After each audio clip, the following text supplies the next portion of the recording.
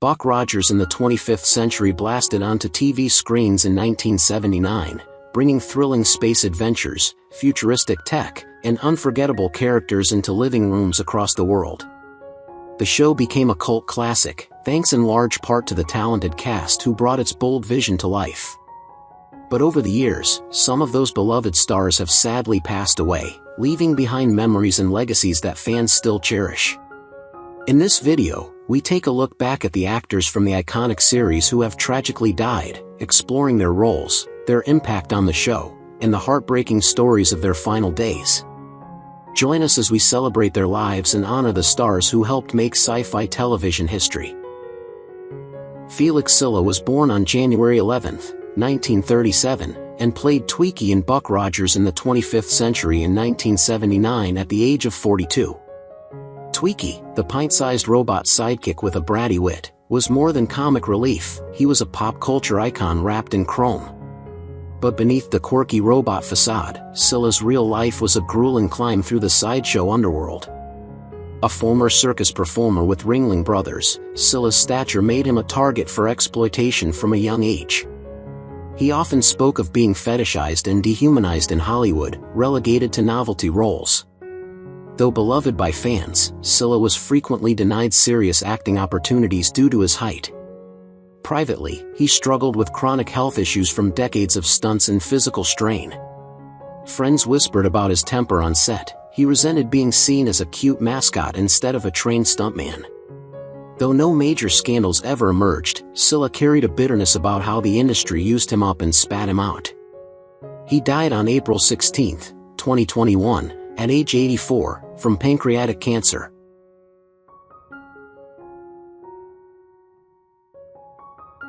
Tim O'Connor, born July 3, 1927, took on the role of Dr. Elias Hewer in 1979 at the age of 52. Calm and cerebral on-screen, O'Connor's real life was far more tumultuous. Typecast as an authority figure, he secretly loathed the clean-cut roles that boxed him in. His career peaked with Peyton Place, but insiders say he never recovered from being dropped from multiple series for being difficult. O'Connor reportedly clashed with producers over political themes and script rewrites, insisting on deeper material in an era of surface-level sci-fi. In private, he lived like a recluse in a remote mountain town, estranged from much of his family. A failed marriage and a long-standing feud with his only son over money left emotional scars. Close friends mention his struggle with depression, exacerbated by declining roles in the 90s. Quietly battling cancer, he refused to publicize his condition. He died on April 5, 2018, at age 90.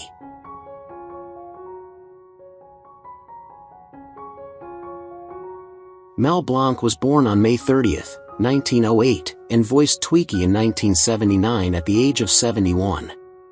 Behind the beeps and catchphrases lay a genius who shaped generations of animation, but the real Mel Blanc was far from a Looney Tune. Known for voicing hundreds of characters, Blanc was a control freak obsessed with perfection. Colleagues described him as brilliant but tyrannical, often clashing with directors who didn't bow to his creative authority. Rumors swirled that he fiercely guarded his voice secrets, even threatening legal action when protégés tried to emulate his techniques. His 1961 near-fatal car crash left him in a coma, during which he eerily responded in Bugs Bunny's voice, legendary, yes, but some claim it was a PR stunt engineered by his family. His personal life was marked by distance. Though he had a long marriage, friends confided he was emotionally inaccessible, absorbed in his craft to a fault. He died on July 10, 1989, at 81, from heart disease and emphysema.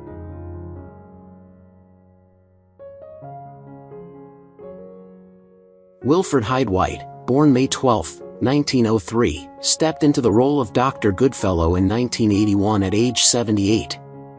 Behind the tweed teacup charm of his on-screen persona was a life punctuated by scandal and defiance.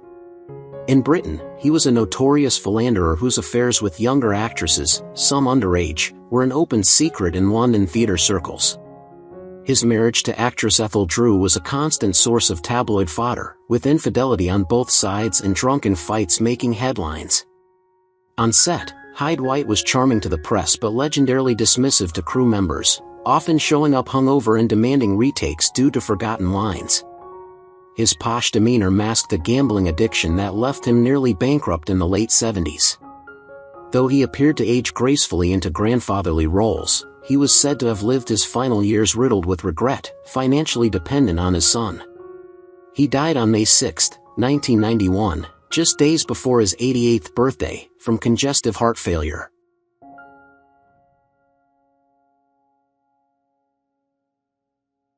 Michael Ansara, born April 15, 1922, played the role of Kane in 1979's Buck Rogers in the 25th Century at age 57. Kane was a cold, ruthless strategist, embodying the archetype of the calculated villain, a perfect foil to Buck Rogers. Ansara's commanding voice and presence made him a frequent choice for such roles. But off-screen, the man who once played gods and generals wrestled with tragedies far beyond fiction. His marriage to Barbara Eden, America's sweetheart from I Dream of Jeannie, was riddled with jealousy, power imbalances, and sorrow. Their only child, Matthew, spiraled into drug addiction and died of a heroin overdose at just 35, a loss Ansara never emotionally recovered from. Professionally, he was quietly blacklisted during the late 60s for allegedly being difficult, though he masked it under creative differences. Rumors swirled that he often clashed with directors and had a notorious temper behind closed doors. He died on July 31, 2013, at the age of 91, from complications related to Alzheimer's disease.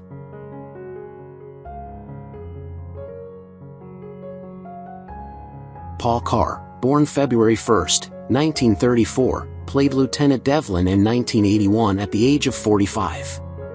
But Carr's on-screen professionalism belied a backstage life riddled with quiet chaos. A respected character actor, he was constantly passed over for lead roles, leading to bouts of depression and self-loathing. Hollywood insiders recall Carr's behind-the-scenes bitterness, particularly after being replaced in Star Trek roles by younger, flashier actors. His first marriage ended in a scandalous divorce after his wife accused him of emotional manipulation and infidelity. Estranged from his daughter for over a decade, Carr admitted in rare interviews that his obsessive pursuit of fame destroyed his family life. Industry colleagues noted he had a reputation for blowing up on set if his scenes were cut or altered. Though he kept a low public profile, Carr reportedly battled alcoholism in the 80s, nearly losing a recurring role because of it. He died on February 17, 2006, at the age of 72 from cancer, having faded from the spotlight he once chased so desperately.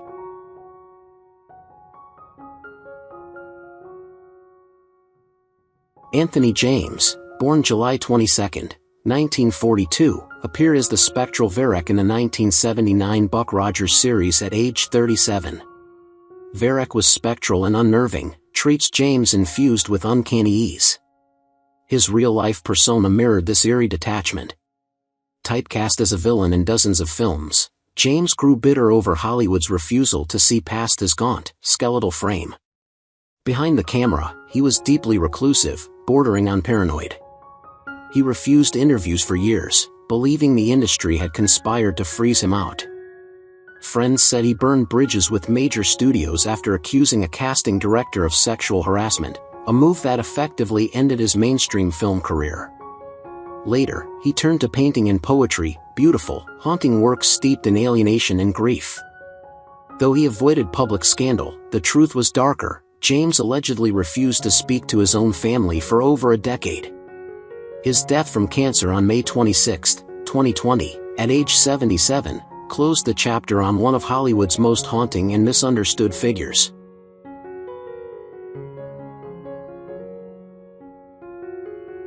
Mandy Post, born November 4, 1950, played Joella Cameron in Buck Rogers in 1979 at the age of 29.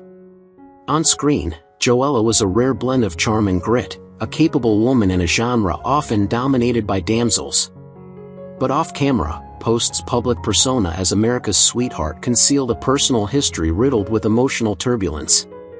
While she remained scandal-free in the public eye, insiders whispered of an intense, decades-long battle with anxiety and career insecurities, exacerbated by the shadow of typecasting after Night Court. She allegedly clashed with producers over the sexualization of her roles, including tensions behind the scenes on The Fall Guy, where she felt reduced to eye candy. In her private life, her early years were marked by a volatile marriage to actor Stephen Knox, which ended quietly amid rumors of infidelity and explosive fights. Friends revealed that despite her resilient appearance during her cancer battle, she became increasingly isolated in her final years, shutting out even close confidants. Mandy Post died on August 7, 2021, at age 70, after a painful, prolonged struggle with cancer.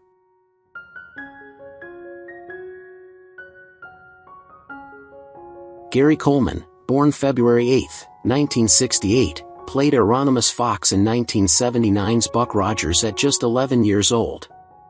Fox was a boy genius, endearing, eccentric, and oddly prophetic of Coleman's own real-life narrative.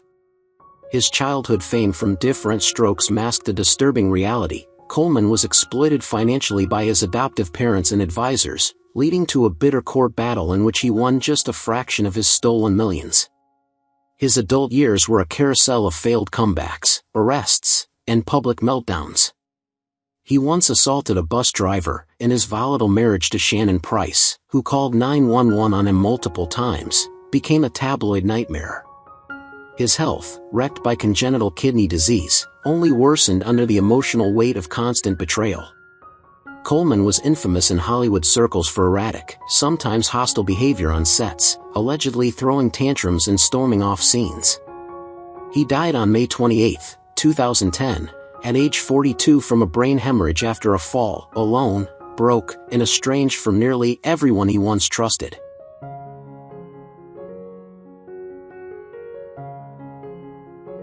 Sid Haig, born July 14, 1939, appeared as Pratt in the 1980 season of Buck Rogers at age 41. Pratt was enigmatic and menacing, an archetype Haig mastered over decades.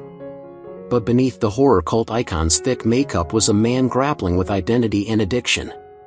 Though beloved by fans for roles in Rob Zombie's brutal films, Haig's early years in Hollywood were littered with near misses and breakdowns. He loathed the exploitation genre that made him famous and was briefly hospitalized in the 80s for depression after years of typecasting. Rumors abounded of substance abuse and Haig's explosive temper. He once stormed off a set after screaming at a producer.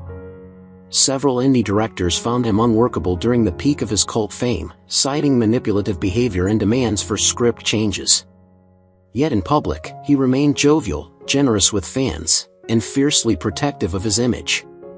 The duality defined him until his death on September 21, 2019, from respiratory complications at age 80.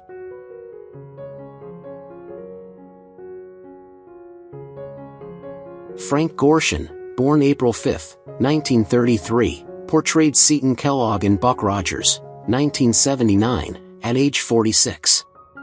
Known for his explosive energy and elastic face, Kellogg was an outrageous character, much like Gorshin's off-screen persona. Best known for playing the Riddler in Batman, Gorshin's career was peppered with genius-level mimicry and manic stage shows. But behind the curtain, he was a chain-smoking, sleep-deprived workaholic who was once banned from The Tonight Show for an outburst during rehearsal. He was obsessively competitive, reportedly sabotaging fellow impressionists backstage and picking public fights over billing order. His personal life was no less turbulent. His decades-long marriage was strained by chronic infidelity, fueled by late-night bar binges and whirlwind flings with groupies. Though never publicly shamed by scandal, those close to him recall a man tormented by fame's fleeting grip. Gorshin's decline was swift and brutal. Lung cancer, emphysema, and pneumonia ravaged him. He died on May 17, 2005, at the age of 72.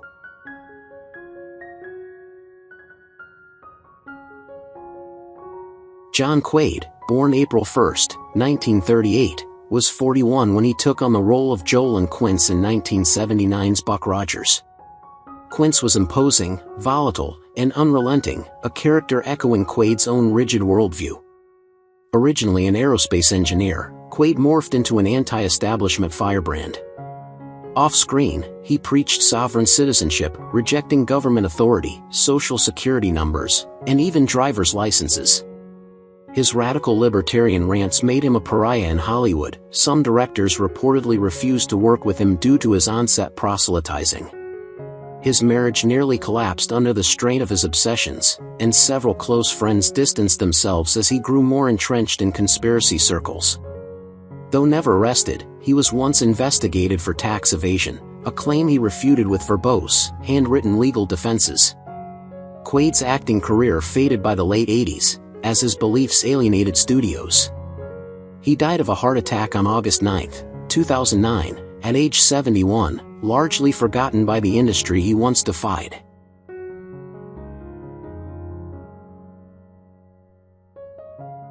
Victor Argo, born November 5, 1934, appeared as Raphael Argus in Buck Rogers in 1979 at age 45. Argus was slick, duplicitous, and dangerous, qualities Argo seemed to channel from lived experience. Despite being a favorite of auteurs like Scorsese, Argo harbored demons few dared to discuss. Deeply rooted in New York's underground art scene, he was often entangled in volatile relationships, including a tormented affair with a married Broadway actress that ended in scandal and a suicide attempt, hers, not his. His commitment to authenticity blurred lines between role and reality, with reports of Argo refusing to break character for weeks, causing tension and confusion on set. He lived much of his life in rent-controlled squalor, despite consistent work, hoarding scripts, liquor bottles, and regrets. Though never criminally charged, there were quiet settlements involving alleged physical altercations with young co-stars. Victor Argo died on April 7, 2004, aged 69, from complications of lung cancer, having smoked heavily and lived harder.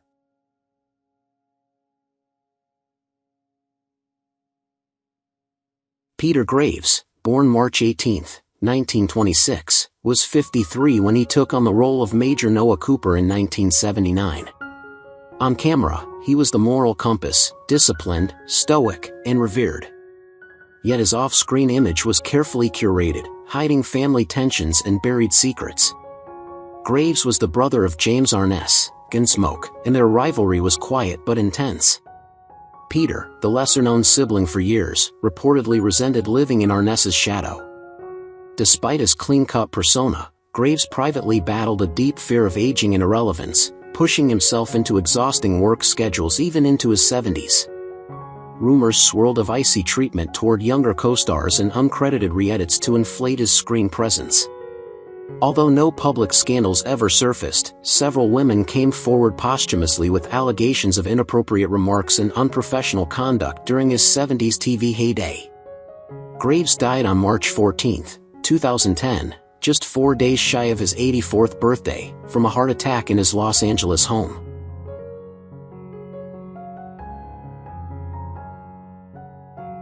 Richard Lynch, born February 12, 1940, was 39 when he played Morgan Veloci in 1979, his haunting face etched with real-life trauma. The scars weren't prosthetics. Lynch set himself on fire while high on drugs in Central Park in 1967, a suicide attempt that became a rebirth. But demons lingered. Though he rebuilt his career as a go-to villain in horror and sci-fi, Lynch was never fully accepted in mainstream Hollywood, seen as unstable and too intense. Castmates described him as charismatic but volatile, prone to explosive rants and odd, ritualistic behavior on set. There were long-standing rumors of occult interests, fueled by his fascination with the macabre and his habit of burning incense before scenes. His romantic life was equally cryptic. He married once, briefly, and fathered a son he never acknowledged. Lynch was rumored to have died days before his body was found, alone in his Palm Springs home. He died on June 19, 2012, aged 72, from a heart attack, leaving behind a legacy as enigmatic as his scarred visage.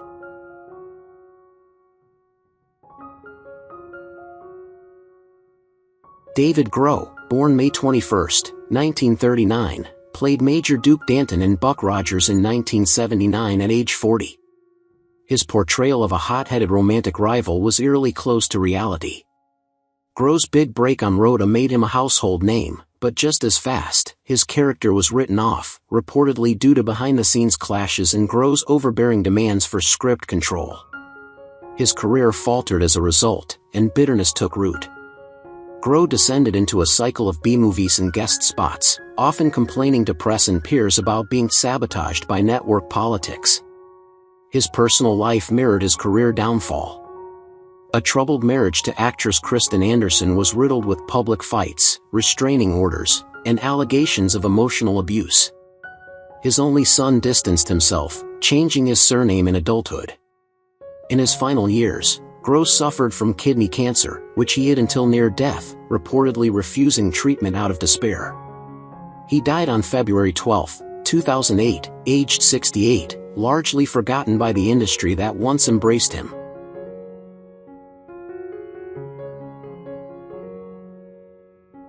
William Smith, born March 24, 1933, played the Trevor in Buck Rogers in 1980 at age 46. On screen, the Trevor was a menacing, physical force, brutal, dominant, and uncompromising. But off-screen, Smith's life mirrored his intense roles far more than most knew. Despite his Ivy League education and multilingual talents, his Hollywood path was soaked in real violence. He was once blacklisted in the late 70s for an explosive altercation on set, allegedly breaking a stuntman's jaw during a fight sequence gone wrong. A relentless alpha male, he was known to intimidate directors and co-stars alike. In the 80s, rumors of underground bare-knuckle fighting rings he frequented swirled, along with whispered accounts of heavy alcohol use and erratic mood swings that led to several lost roles. His personal life was turbulent, divorced twice, estranged from one child, and often described as impossible to live with by ex-partners. William Smith died on July 5, 2021, aged 88, from complications related to Alzheimer's disease.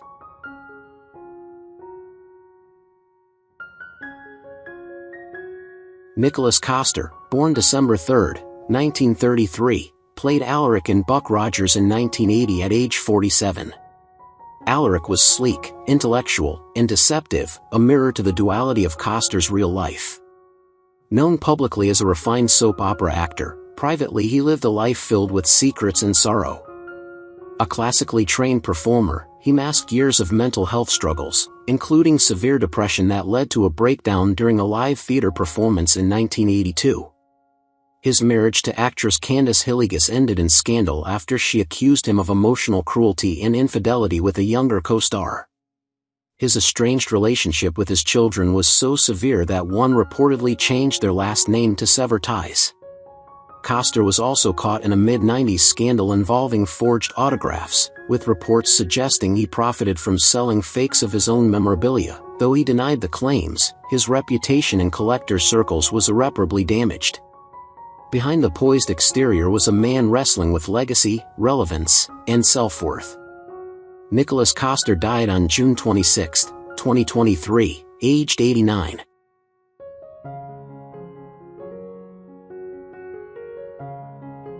Jerry Orbach, born October 20, 1935, joined Buck Rogers in 1980 as Lars Mangros at age 45.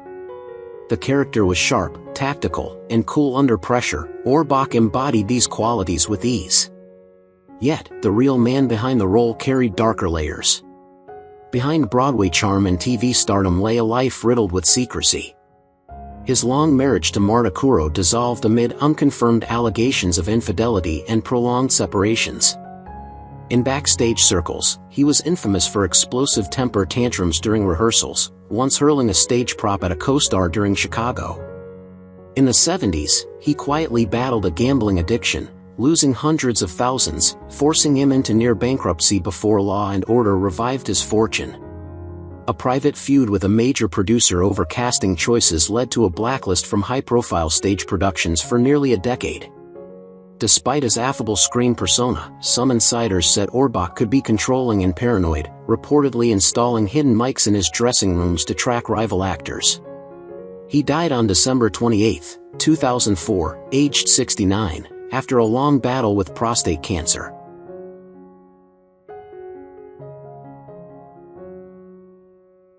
Paul Koslo, born June 27, 1944, appeared as Commander Reeve in Buck Rogers in 1980 at age 36. Reeve was calculating and aggressive, a perfect fit for Koslo's edgy style. In reality, Koslo's typecasting as villains wasn't just coincidence, it was a shadow of his own turbulent life.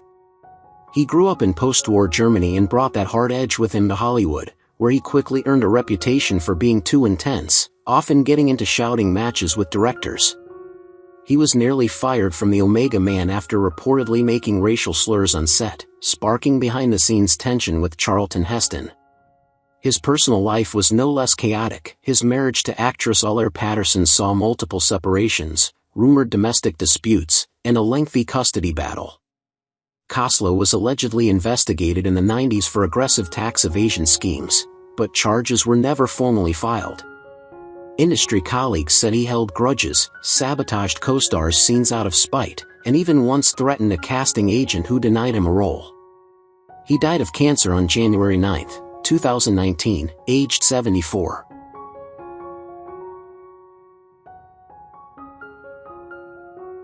Rody McDow, born September 17, 1928, appeared in Buck Rogers in 1979 as Governor Saroyan at age 51. Saroyan was cultured, enigmatic, and manipulative, qualities that McDowell, a seasoned actor, played to perfection. Behind his refined image was a clandestine collector of celebrity erotica, including unauthorized nude photos of fellow actors, reportedly hidden in his private archive, an open secret among the Hollywood elite. When the FBI raided his home in 1974 as part of a piracy and obscenity investigation, they uncovered thousands of unauthorized film copies and sensitive materials. Though McDowell was never charged, his career was quietly rerouted to less controversial roles. He also struggled with lifelong fears of exposure over his sexuality during an era when being openly gay could destroy a career. Loneliness plagued his personal life. He never married, had no children, and was reportedly estranged from several close friends due to his obsessive need for control. Rody McDowell died on October 3, 1998, aged 70, from metastasized lung cancer.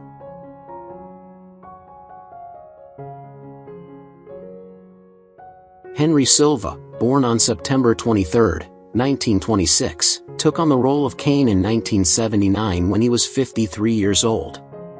As the series' primary villain, Kane was cold-blooded and precise, a fitting role for Silva, whose chilling gaze and menacing voice were his trademarks. Yet beneath the Hollywood facade was a man haunted by displacement. Born in Brooklyn to Sicilian and Spanish parents, Silva never knew his father, and his mother battled mental illness. He became obsessed with power, something he chased through dangerous roles and ruthless networking. His career flourished in European exploitation films after rumors spread that Hollywood casting directors found him too intense and unsettling in person. Though he maintained a public image of professionalism, former castmates described him as emotionally vacant and quick to rage, with several walkouts reported on set.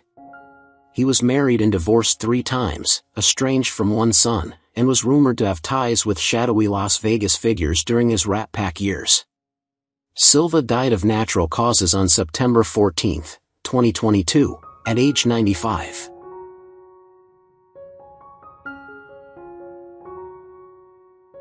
Trisha Noble, born on February 3, 1944, played the enigmatic Sabrina in 1979 at age 35.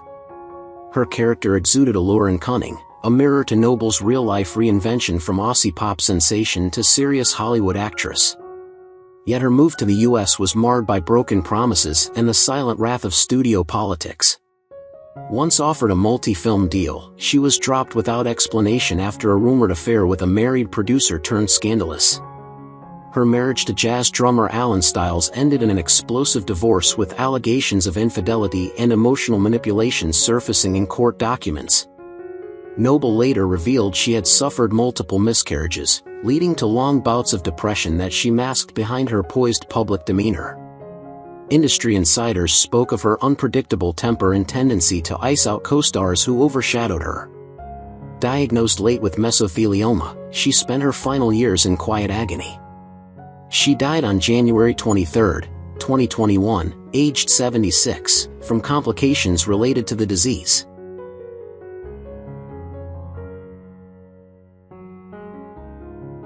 Ray Walston, born on November 2, 1914, played Roderick Zale in 1979 at the age of 65.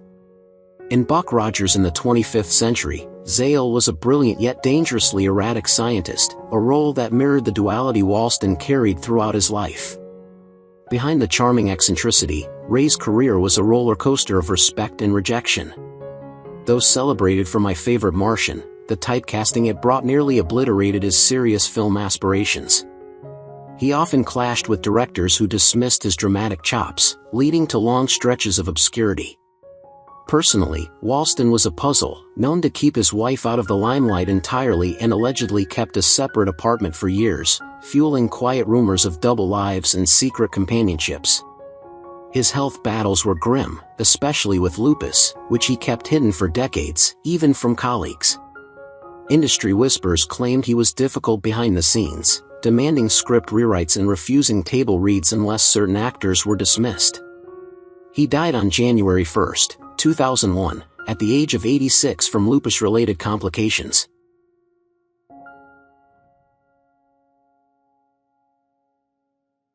Who is your favorite character in Buck Rogers in the 25th Century? How do you feel knowing that the actors have passed away? Feel free to leave your thoughts in the comments below. If you enjoyed this content, don't forget to like, subscribe to the channel, and hit the bell so you don't miss future videos. Thank you so much.